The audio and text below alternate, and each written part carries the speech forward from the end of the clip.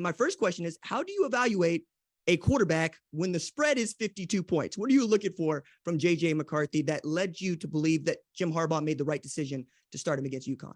I mean, so yeah, they're going to face much better defenses than Hawaii. That program is a program in complete transition right now. So you have to go out there and have a successful day. Okay, that's the minimum. All right, hey, you did what you did. You put up points. You drove the offense down the field. But from there, you're looking at the intangibles.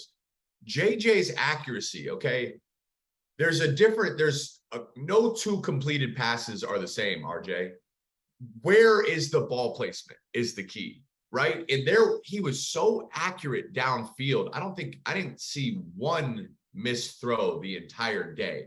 Every single ball was on point. The only drop early in the game was a pass that hit Ronnie Bell square in the numbers. So his accuracy was high level. He was getting through his reads. His ability to move in the pocket, step up and make off-schedule throws, as well as make the easy on-schedule throws. And you could see in this game the way he affects the defense. I had the chance to talk to Jacob Euro, the Hawaii defensive coordinator, before the game. And again, he knew, this is the Hawaii defense was outmatched. But he said, hey, we're going to try to take away one thing that Michigan does best. And that was understanding JJ likes to run the ball. So a couple times in the game, they committed their safeties as spies to come down, especially on first and second down. Well, Sharon Moore and Matt Weiss, Michigan's offensive coordinators, knew this. So they show the play action, and they're able to take shots down the field. That was Roman Wilson on a big touchdown early in the game, and JJ showed the play action, stood tall in the pocket, delivered an accurate strike. Of course, Roman was wide open. It was like routes versus air, but showing a complete knowledge of the system. And then one play that is completely insignificant and no one cares about it. Michigan was driving and they're going down into the red zone. And being in Jim Harbaugh's offense, it's complex. He likes to run a lot of shifts, a lot of motions. They put a lot on the quarterback pre-snap. So JJ gets in shotgun and he sends his tight end Luke Schoonmaker in motion. And Luke Schoonmaker, he comes all the way across the formation.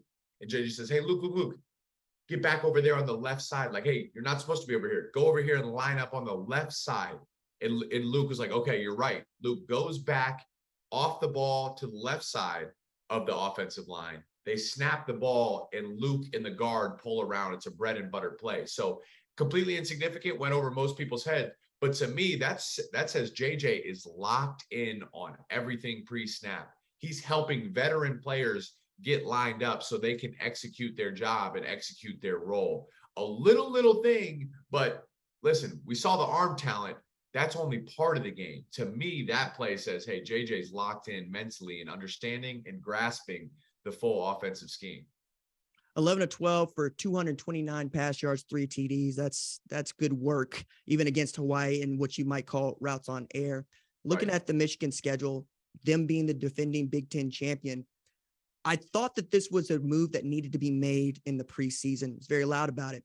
Like seeing JJ McCarthy play, and I think JJ McCarthy could be one of the better quarterbacks to play in this sport.